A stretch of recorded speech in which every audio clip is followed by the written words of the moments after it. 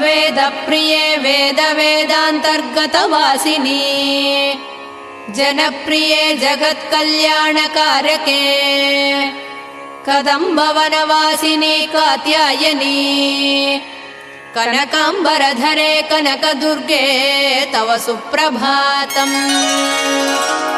कल्पवृक्षे महाकल्पादिकालनिर्णये मातः मधुसूदनादिमहादेव विनुते मन्दाकिनी सलिलसेवितपदे मन्दस्मिते कनकाम्बरधरे कनकदुर्गे तव सुप्रभातम्।